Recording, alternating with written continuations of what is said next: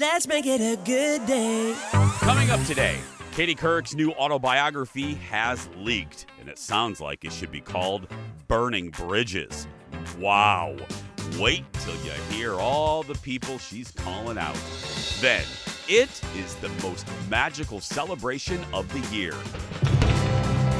Details on the 50th anniversary of Walt Disney World. And what's it like sitting in the audience for a Theresa Caputo experience?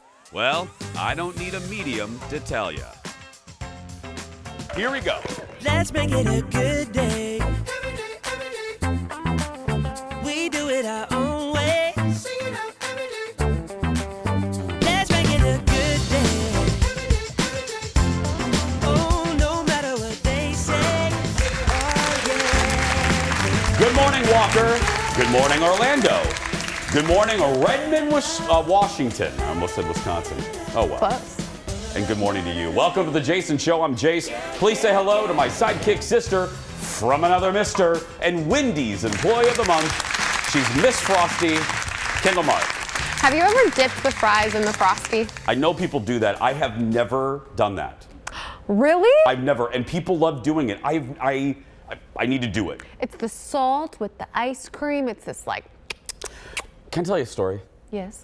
I worked for someone once, and I won't say who, but they were very, very rich. And I was very, very poor. I was in my 20s.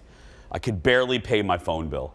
I had enough money where I could make calls, but I couldn't receive calls. That's where I was. Charged. Yes. I was eating gas station chicken, and I worked for this individual who had a lot of money. And we went to Wendy's one time, and we pulled up to the drive-thru, and this person said, "Would you like anything? Because I'm going to get a Frosty." And I said, "Yes, I would like a Frosty." And the rich person made me, the 23-year-old poor, pay her $1. And then I said, "Oh, with tax, it's a 105. I don't have the nickel. Can I give it to you when we get back to work?" And she goes, "Yes." And she took the nickel from me. People. So that is why that was a lesson to me.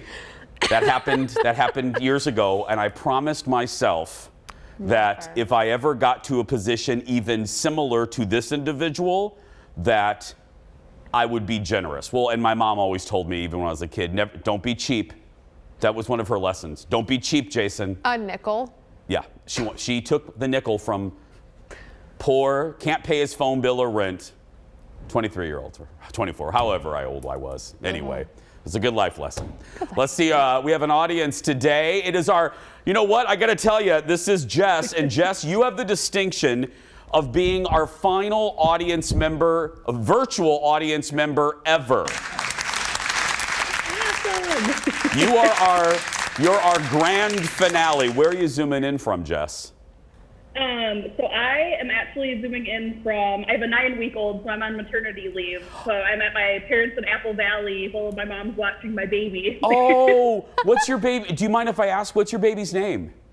Charlie. Carly? Charlie. Or Charlie? Charlie, yep. What a great, I love like classic names that are being brought back. Like we have a friend here, George. You know, I love classic, oh, Charlie's a great name.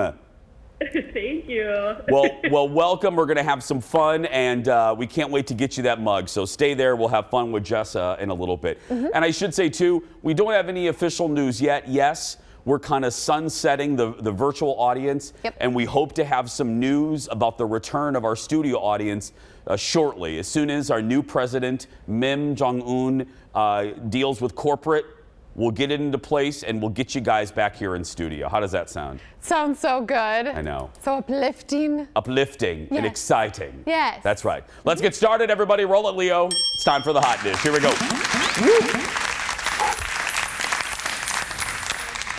You ready? Uh-huh. This is juicy. Katie Couric, my ex-wife, gives no bleeps. She just doesn't care anymore. Nope. She unloaded on celebs in her new book, and that means it's time for... Oh, no, she didn't. Oh, yes, she did. Katie, Miss Couric, if you're nasty, has gotten a little more political over the years, and now in her new memoir, Going There, and wow, is that an appropriate title? She goes there. She's criticizing, she criticized Martha Stewart, saying she needed prison in order to develop a sense of humor. She said that prison humbled her and finally gave her a sense of humor. That's funny. Well, Katie did, countless segments with her on the Today Show. Yeah. You know what I mean? She says when she met Prince Harry, she's letting Prince Harry have it too. At a polo match during his wild sowing his oats years, he smelled of, quote, cigarettes and alcohol that oozed from every pore of his body. She is going there. Scripted. Yeah. And then there was Larry King, R.I.P., or as I called him, the broadcasting human owl. He looked like a little owl. He did. He did. Whom Katie describes as a creep. He was 24 years older than Katie and apparently lunged at her with his tongue and hands. Thank you, Eric. Going There comes out on October 26th. Can I just put this out in the universe? Yes. Katie, it's me, Jace. Please come on our show. You were on our very first show. Please come talk about this. You know what I find interesting? Because this was leaked, obviously. The manuscript was leaked. Yeah. You know what hasn't been leaked that I thought was going to be the headline? There's no Matt Lauer headlines. Mm-hmm. You know she goes there. You know she talks about Matt. It's interesting that all of these, look, this is all dishy. This is great, girl. Right. She also talks about how awful CBS was to work for when she took over the CBS Evening News. She said she felt like she was being sabotaged from within. Oh my God. Yeah. Look, and I know you don't need to tell me. I see you. I know a lot of you don't like Katie, but I think you can think however you want of her, but you can't take away from the fact, and I can go back and forth with you, she was one of the best people to ever host the Today Show. Absolutely. She was, because people I'll say it again, if Jeff was here, executive producer Jeff, he would go, here he goes again. But people underestimate how difficult a morning anchor job is, because you have to be not only versed in relations in the Middle East, and then 2 minutes later, you are making pizza with Emerald, and you have to be good at both. Very few people are good at both. Katie was, so. And she was so good because she came off as so kind and like Midwestern humble and sweet, which she was, but then like she just would give it to you. And some people she was interviewing, if they deserved it, would just, it was awesome. Naysayers are saying this book, I said it in the teaser, should be called Burning Bridges, because she basically torches everybody. She did. I do want to know what her thinking is. Is she worried? Because she talks about Ashley Banfield, who she worked with at NBC. I mean, she talks about Deborah Norville, who she replaced on the Today Show. Wow. She talks about a lot of people. How is she going to navigate? She's still in the business. Right. Do you think is she in her early 60s? She is. Know this. Okay. Yeah. Do you think she's just kind of like, listen, I don't want to be in the business anymore. So why not? I'd like to be done, and this is how I'm going to go out, and now I'm going to live in my cabin in Maine. That's right. Probably. Yeah. She's Honestly. happy. She's happily married. Mm-hmm. Yeah. Next in the dish, history was made last night on the Big Brother season finale. After 23 seasons, this happened. And Alyssa's vote goes to... Congratulations, Xavier. You are the winner of Big Brother. Come on out, gentlemen.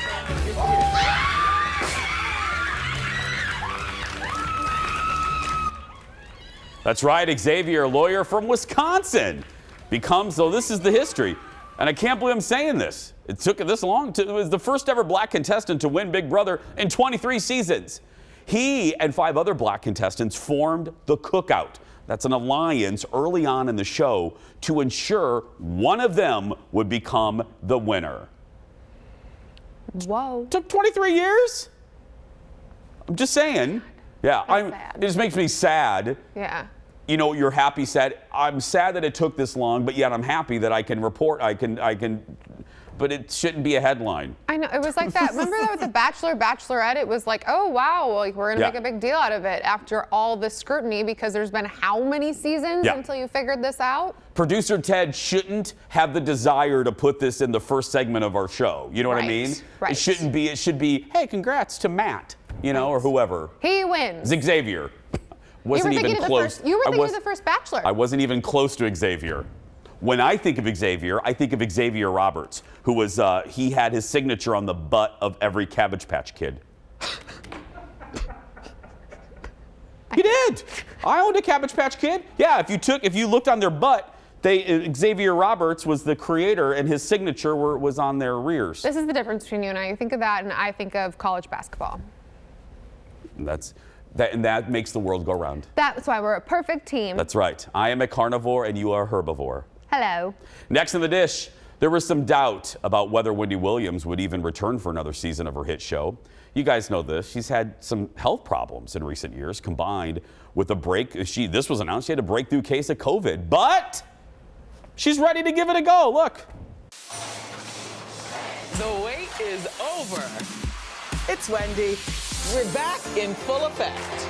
All new hot topics. I just have one question. How you doing? Season 13, the fun continues. Okay. Now, I'm not going to get too inside baseball, so here it is. That's Wendy's 13th season, kicks off on Monday. According to Page 6, Wendy will be coming in hot with topics ranging from her battle with the COVID to her summer BF. She's got so much to say, they say, that it'll take up the whole hour. There won't even be guests, Kendall. Her season premiere, all hot topics. How do you talk that much? Okay. We do it every day. Oh, I forgot. That's right, yeah. Got to fill an hour, right, folks? Don't want to get too inside baseball, but we know a little bit about TV. Here's what I noticed in my Jessica Fletcher, Perry Mason Columbo-ness.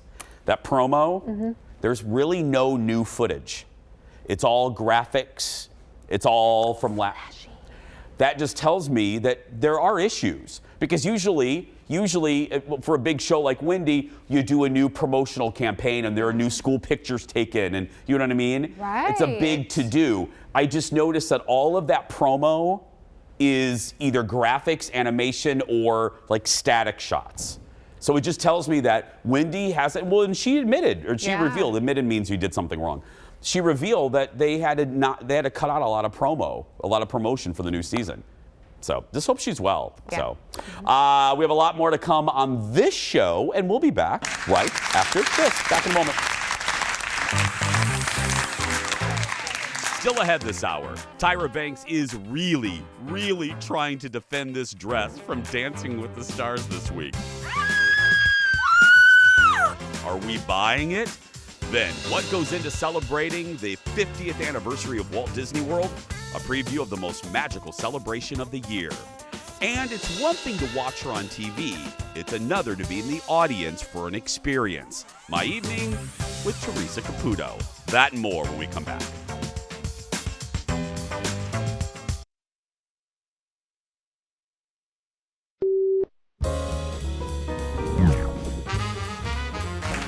Some entertainment news. ABC has named Jesse Palmer as the new host of The Bachelor. Oh. Yeah, today Jesse said, "I've dreamed about this job ever since I found out how much it paid." Yep, Jesse Palmer is the new Bachelor host, but before he got hired, he and all the other candidates had to fill out an application, and the questions they asked were pretty interesting. For instance, potential Bachelor hosts were asked, "Can you tell the difference between 6 different women named Lauren?" Next up, do you have the stamina to work 7 minutes a week? Next up, are you comfortable putting crying drunk people in the back of a limo to the airport?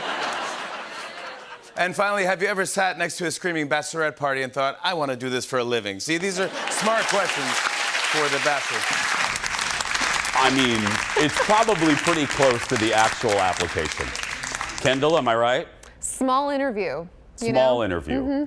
I'm not going to bust out. I busted on poor Jesse Palmer plenty yesterday. I'm not going to go back on it.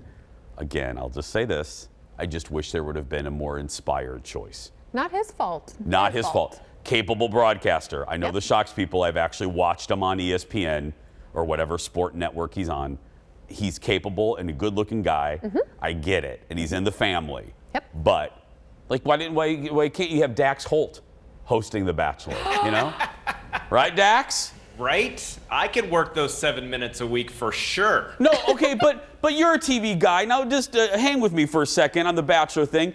I just said, you probably just heard me, nothing against, I mean, look, God gave with both hands with that young man. I mean, he's good looking.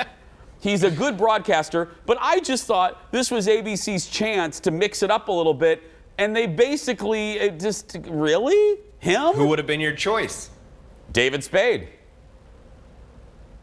Really? Yeah, I think a comedian. I think liven it up a little bit. How many more if I hear one more of those hosts say, this is the most dramatic roast ceremony in Bachelor history. I mean, it did become a joke after a while. Like, they knew their own jokes. Yeah. Like, this is the most. I know we've said it a million times, but tonight is the most dramatic season exactly. ever. They've become a parody of themselves. Okay, anyway, Dax is here from the Hollywood Raw podcast, and you talked to a star of one of MTV's biggest shows, still, The Challenge. Who did you talk to? Yeah, we talked to Derek Kosinski, who has been doing the challenges and been on MTV for like almost 2 decades now. I mean, he started on Road Rules back in the day, and then obviously was one of the main stars of The Challenge for so many years.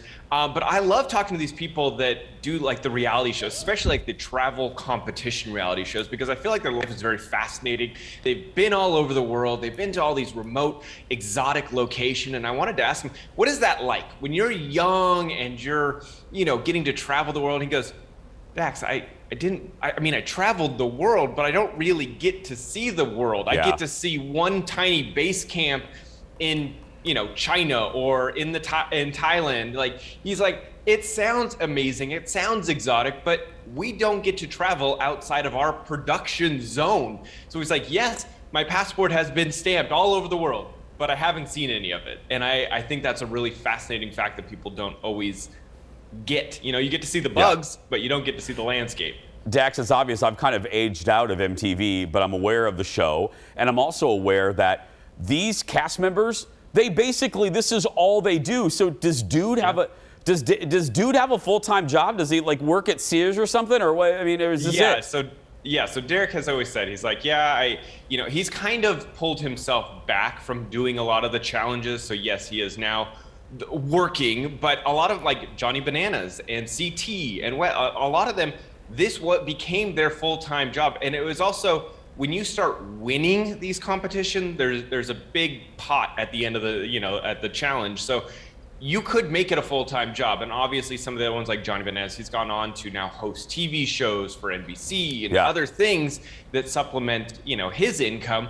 But for a lot of them, they're waiting for the call from MTV. When are they having the next challenge? When are they doing the next competition? Or when can he go on another reality show? Because when you become a reality star, that's what pays the bills. Dax, we just have a few seconds. Tell the folks, steroids got brought up. Did you ask if the show tests, or how did steroids come up? We started talking about steroids because, some of these guys, we've seen them bulk up so much. And so we started to get on topic of, do you use steroids? Do people on the show use steroids? And he said, well, they don't test for them. Which, okay. So I don't know if people are using that to their advantage. I mean, he did kind of allude to the fact that, yes, some of these guys, they bulk up and he doesn't know how, but it doesn't sound like that was his method of winning the challenges. 10-4. I'm reading between the lines there. Thank you, buddy. Have a good weekend. Thank you. Have a great one. Find the Hollywood Raw podcast wherever you get your podcasts. Have you ever watched a challenge? Because you mean... I was really into it right away, like back when it first started, and I just Googled who he was, and I was like, I remember him from either he was with Road Rules or Real World, because then they would go to do the challenge. Gosh, to have a career still out of it, just doing that? Like, crazy. Still, my favorite Real World season, when I wasn't too old to watch, was either Seattle or Hawaii. And those were like the first 10 years. So good. And I want them to become available. You can't find them on streaming anywhere. I don't know why. Come on, MTV. Come on, Paramount. You own the rights. Next on the dish, it was a bird. It was a dinosaur. Nope. It was Tyra Banks' dress. Now, Tyra is defending her decision to wear a Jurassic Park-like dress on Dancing with the Semi-Stars this week. Ooh. There it is, ladies and gentlemen. Speaking with E!, Tyra says the dress was actually an homage to her past life as a Victoria's Secret's angel. Okay, the crew agrees with me. Don't know quite how that connects, but okay. She said there was a base dress, and then she put on the extra stuff, which she calls wangs. Not wings, wangs. I call it Party City clearance area. It looks like one of those things that when you were a kid, like the little turkey pop-ups you'd put out for Thanksgiving and you'd like connect the little fins together. Yeah. Well, I have good news for Jess, our audience member. Jess, good news. Since you're our last virtual audience member, we have bought you that dress. Congratulations. Can't wait. The only thing we ask is when you put it on, just take a picture of yourself and send it to us, okay? I will. Thank you, Jess. Yeah. How do you sit in that? Like, you know what I'm saying? Yeah, how would you ever? Like, okay. So, That's not a sitting dress, let's be clear. I was the wardrobe in a Beauty and the Beast musical, and I had this like box that I had to wear. If I wasn't on stage, it was so hard to put on and off. I just stood backstage like this, like the whole musical. Yeah. Because you can't. Like, there's only. Yeah, that's not a sitting down dress. That's just for show. That's not something that you go to Olive Garden in. Just trying to show up the dance. It would be funny to do that, but hey, listen to this. Next on the dish, Ellen Pompeo opened up about a moment on season 12 of Grey's Anatomy when things got a little tense. Here's the story. Executives that year brought in Denzel Washington, like the Denzel Washington, to direct one of the episodes, even though he had never really directed a TV show before, much less an episode of Grey's Anatomy. So during the filming, Ellen Pompeo and Denzel blew up at each other. She disagreed with the directing decision, and Denzel looked at Ellen and said, "I'm the director, don't tell me what to do." And then Ellen immediately shot back and said, "Listen, bleep." And it's the big bleep. Like if you think of a name to call someone, it has 2 initials. Ooh. She goes, "Listen, bleep, this is my show, and you don't even know where the bathroom is." Ow. She said she was mad because he had never even seen the show before ABC hired him and did it as a favor for his wife, who did love Grey's Anatomy. Ellen said, looking back on it, she said it was a fight between 2 artists being passionate and fiery, and it was actually an amazing experience, and sometimes that's what it takes to make good TV. Sometimes it does, yes. Sometimes you have to be, we just talked about this, sometimes you got to be a little fiery. You do, you just got to light a fire and then things get done. I was fiery a few minutes ago. It's 115 degrees in the studio. Kendall is actually cooking from the inside out. Are you done yet? Omelets. Okay. From the inside out. I'm not even kidding. If I'm sweaty, that's why. But no, Denzel, come on. Right. It's Ellen. Again, I know you're the director, but as we say to people that come in here, you're a guest in Ellen Pompeo's house. The show is called Grey's Anatomy. It's her show. After 10, 12 years, it's really her show. Right. And like a little deference to her, yeah. And he was like, and how she said he had never even seen an episode. Yes. Like if you truly don't really get it, and this is just a favor to someone and it's a cool thing you get to do, just be like, okay. Yeah. It's her livelihood. Yeah, and it's her. She knows the show better than you do. I don't care who you are. Next in the dish, Jake Gyllenhaal has a new movie coming out called The Guilty. He actually shot it in 11 days during the pandemic, but things got a little complicated when the director had to quarantine right before production was set to begin. Listen to this. Because it was so short, we'd had all these great actors. We have Ethan Hawke in it. We have Paul Dano, Peter Sarsgaard, Riley Keough, all these incredible actors. It meant they were doing a favor. We'd have to recast. It was going to fall apart. And we basically found this van with monitors in it, and we hardwired the van to the stage, and Antoine directed the entire movie from a van a block away from the stage where we shot. And the only time, this is insane. So we would talk on the phone in between these takes, and then when we were changing setups and we had a little bit of time, they put a ladder over the wall of the stage, and I would climb up the ladder, and he would come out of his van, and we would talk to each other like Romeo and Juliet. Like from You brought in this photo. Here's you talking to Antoine Fuqua. Look at this. Jake, this is crazy. Literally, I would climb a ladder, and we would just like yell at each other. He'd be like, "Good take!" The Guilty is getting good reviews. It's available on Netflix. Did you know that Jamie Lee Curtis is Jake's godmother? Really? Yeah. Mighty, mighty people. And Jake's uncle was an editor at the Star Tribune for many years here in the Twin Cities. One of his, I think it's his uncle, was an editor here. Yeah. What? Yeah. Small world. The Gyllenhaal, one of the, I think it's the uncle. No, it's not the dad, but it's the uncle. Yeah, good dude. We're going to take a break. We will be back right after this. Back in a moment.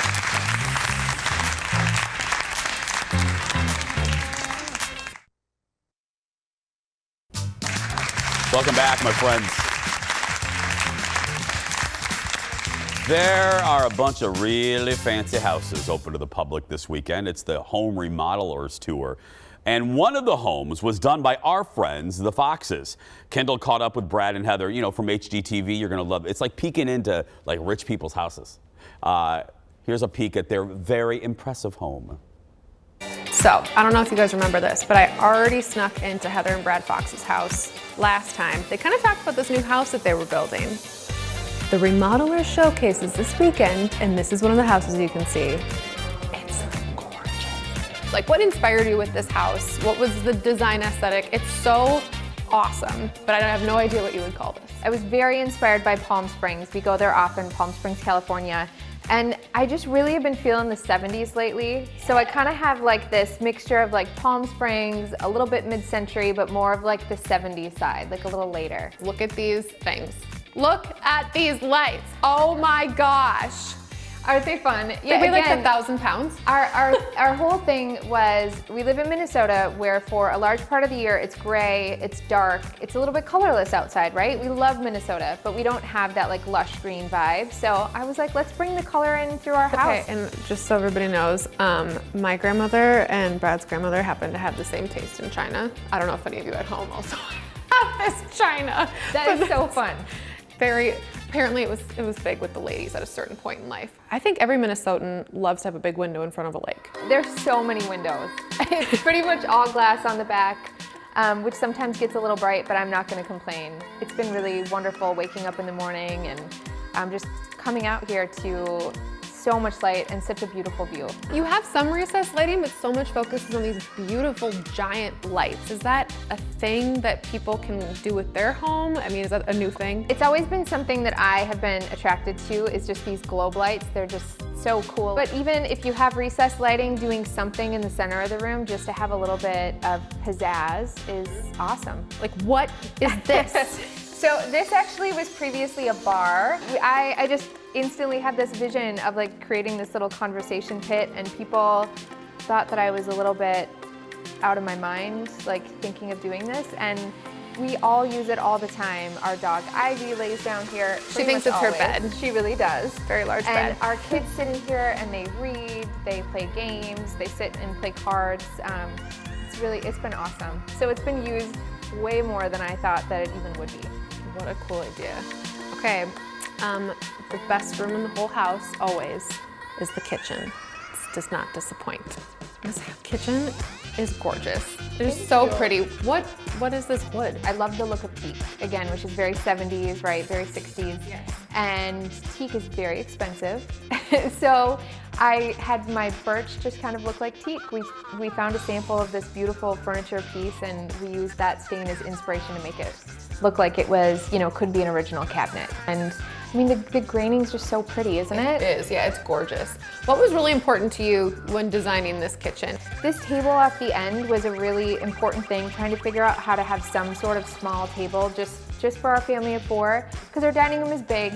We'll use it a lot when we entertain, when we have people over, but if it's just the 4 of us, you know, eating tacos on a Tuesday, we want to do it here in the kitchen in this more intimate space.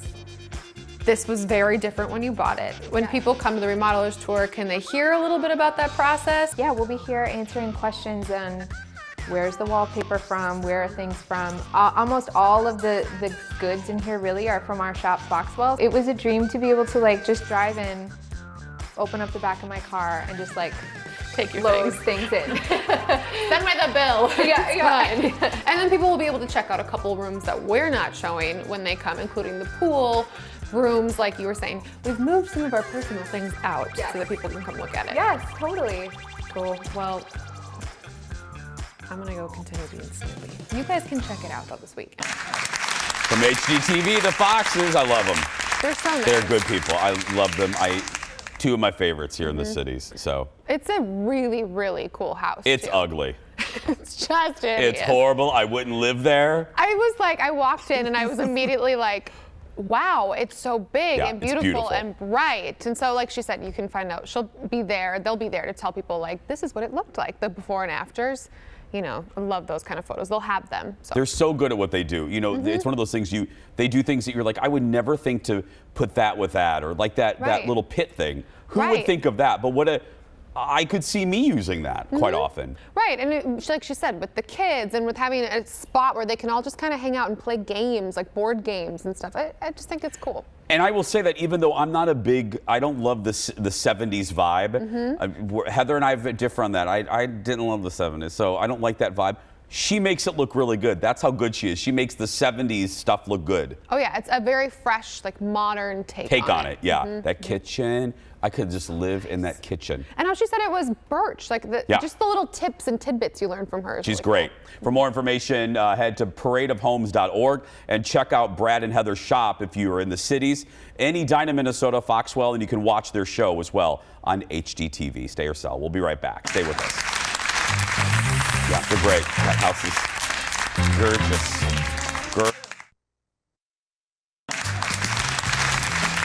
Welcome back. Thank you for being here. There's a bug in my glasses. Oh, a box elder? Probably. It is a big weekend for Walt Disney World in Florida. They are celebrating 50 years. That's right. The celebration begins kind of today, but really tomorrow, and runs for 18 months. And they're making it. Here's some footage that's coming up on an ABC special talking about how they've redone the park, how you can see the castle behind Whoopi Goldberg there. They've added some decorations to Cinderella's castle.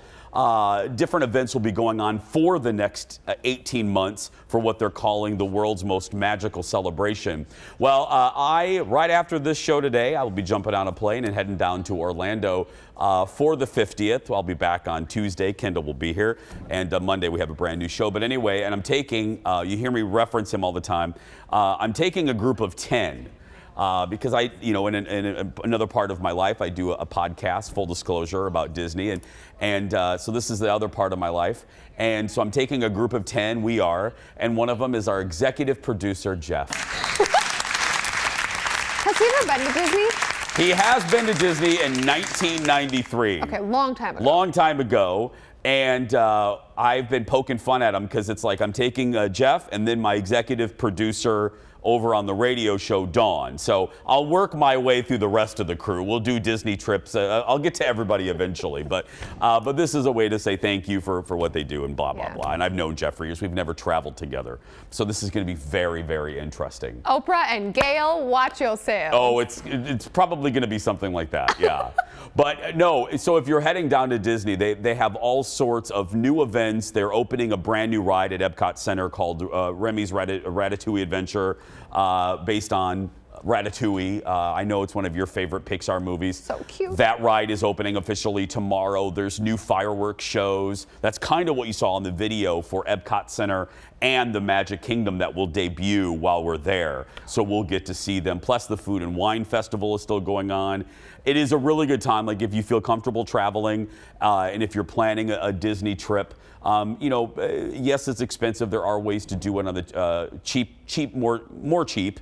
Nothing's cheap at Disney, but there's ways to do it cheaper. But this is the time to go. If you're going to go and you have kids that'll remember, I always think you should take kids when they can remember. If you're going to spend that much money, right, parents? The next 18 months is the time to go to these parks because it's going to be like a party like no other. Have you been recently? Have you ever been? I've never been to Disney World. Well, I shouldn't say that. I went to a convention in Orlando and we got to go to Epcot for 2 hours one day. Oh. But it was still really cool. Hey, you know, Mickey and Minnie came out and gave us our tickets. And so it was just a really neat experience. But how long do you think, and all of you can take bets at home, how long do you think it'll be before Jeff and I spar for the first time. How long will it be before we get on each other's nerves? Well, you're going to have him buy that first round of drinks for everyone, and then you're going to lie and say his room isn't available, so it might be that. I'm going to keep slipping him bills. You know, there's 10 of us. Like, Jeff's going to get this. I'm just going to keep saying that. Oh, there's 10 of us. Jeff's going to get this one. Jeff's going to get this round of shots. Oh, Jeff, you can take the pictures. You don't need to go on this ride, right? When we check into the hotel today, when they ask me for a credit card, Jeff's going to get this. Daddy's going to get this one. We'll see how long it takes. Oh, I'll be documenting it. I'll be documenting most of the trip. You can follow me on my Instagram, Jason Matheson. And like I said, on Tuesday when we come back, I'll kind of have a full wrap-up of the trip. Oh my gosh, what are you most excited for with the food and wine tour? I don't know much about that. All kidding aside, we don't have a lot of time, but the thing, and I mean this, snark aside, the thing I'm most excited about, because I never take it for granted, I'm very blessed. Colin and I don't have kids, you know, we have the means to do it. I love that I have the ability to go down there. I am most excited to see the parks through everybody else's eyes. I'm excited for Jeff to experience all of this. All my friends, Stephanie Hansen, or as the Seattle folks call her, the Tomato Lady, she's gonna be with us to report on food. But I'm just excited for everyone else to experience it. That's what I'm excited for. Cool. I'm just excited for them. I'm like a kid. Anyway, you can follow, like I said, the adventures on my Instagram, and also Disney Parks is a great Instagram to follow if you want official Disney stuff. We're going to take a break. We'll be back right after this. Jeff, you're going to get this round, right? And the next one. Let's make it a good day. We do it our own way. Let's make it a good day. Oh, no matter what they say. Oh, yeah. Welcome back to the show. Well, a lot of you are going to love this. If you're not a Disney fan, then maybe you're a fan of the Long Island Medium. Last night, I attended an evening with Theresa Caputo, also known as a Long Island Medium from her hit TLC show. And this is her traveling show called The Experience, or the Theresa Caputo Live Experience, whatever. It was at the State Theater here in Minneapolis. And just to set the stage for you, I talk about my mom all the time, the Dar. This is one of those things too, like, well, I'm like, I couldn't care. I couldn't give a rat's rear. I like Theresa, but I'm not a fan. Right. This was all from my mama. I surprised her with tickets. She loves Theresa Caputo. She believes in her. And so I got my mom tickets, and we went last night. And then Colin and his mom went too, my mother-in-law. Anyway, so my mom was really hoping, like everybody in that audience, my mom was really hoping for a reading, because if you watch our show, you know my mom has had a lot of loss lately. Thank goodness she's coming out of it and happy in her new house. But she lost her husband, my grandma, her mom. Anyway, bottom line, there were a lot of spirits that should have been lined up to talk to the Dar. So, Theresa, here's my thoughts. It's also just kind of the more you know if you're planning to go see a Theresa show, because I had never been there. I'll tell you what surprised me, so maybe you won't. I wasn't disappointed. I want to be very clear. I was just, didn't know. That's how I was. She spent a lot of time with just a few people. Do you know what I mean? Yeah. She spent, like, with each person she was reading, she spent like 20, 25 minutes of a 2-hour plus show on just one person or one family. And to me, I was like, oh, I thought it was going to be a little more like, line them up.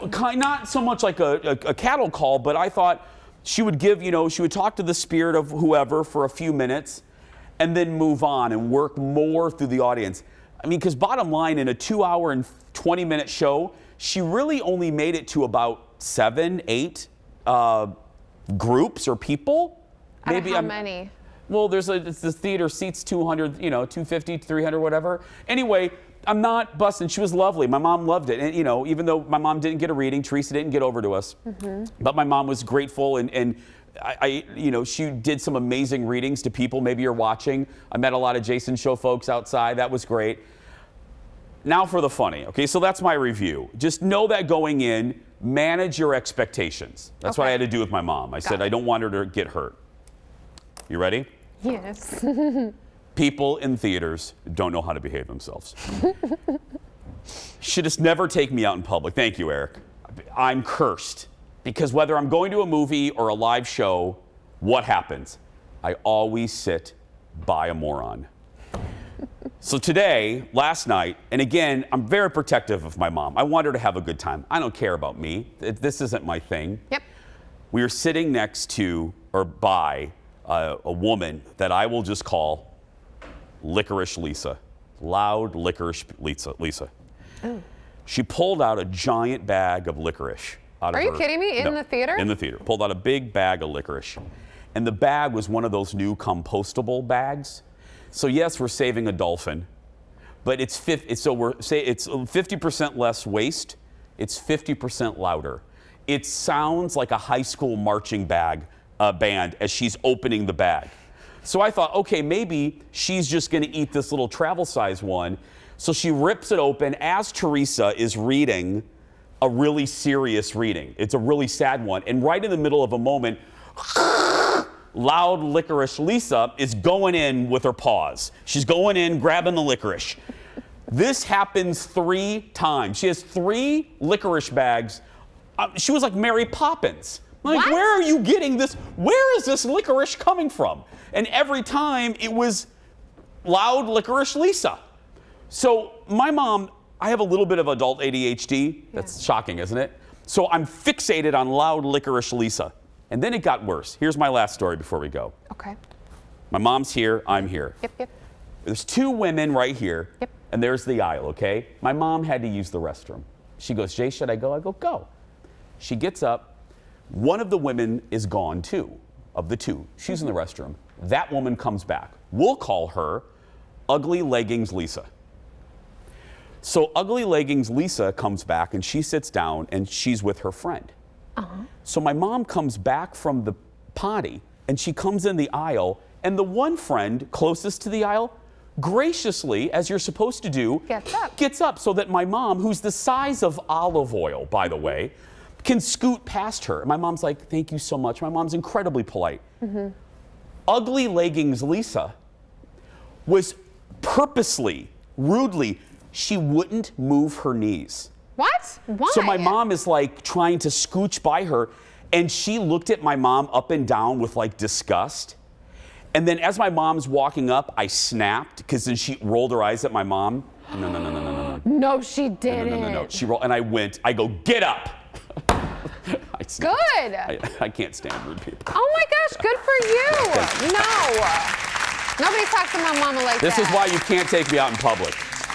Look, I can poke fun at my mom. You can't. And don't be rude. Stand up. What's wrong with you? Right? My mom is this big, and that's the polite thing to do when people, and everybody was going to the bathroom. Anyway, people are just so rude, and I don't understand. I can't get over the licorice thing. Yeah, so we had loud Licorice Lisa, and then Ugly Leggings Lisa. The Lisa. She had really obnoxious leggings, so that's why I call her that. To see where Theresa will be next, go to theresacaputo.com. Love you, Mom. We'll be back right after this. Get up.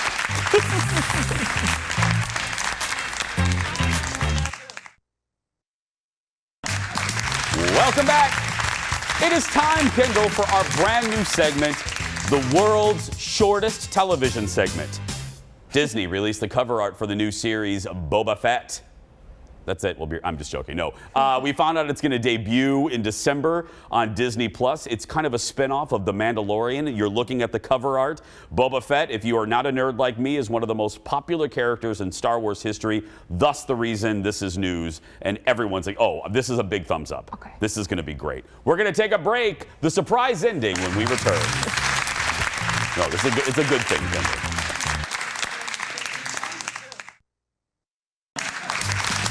Welcome back. Thanks for being here, everyone. We appreciate you. Kendall joins me again. Let's say goodbye to our final virtual audience member ever. Jess, thank you. We went out on top with you, my friend. Thank you. I'm glad I could make it. And congratulations on that baby. I love it. Thank you. It's time for the surprise ending. It's the first one without executive producer Jeff. So buckle up. Okay? We never know until I read it right now what's going to happen. Here we go. We want to send our thoughts and prayers to a couple of lovebirds who have once again fallen out of love. Oh, God. Claire and Dale from The Bachelorette have split up again. And this time, insiders say it's for good.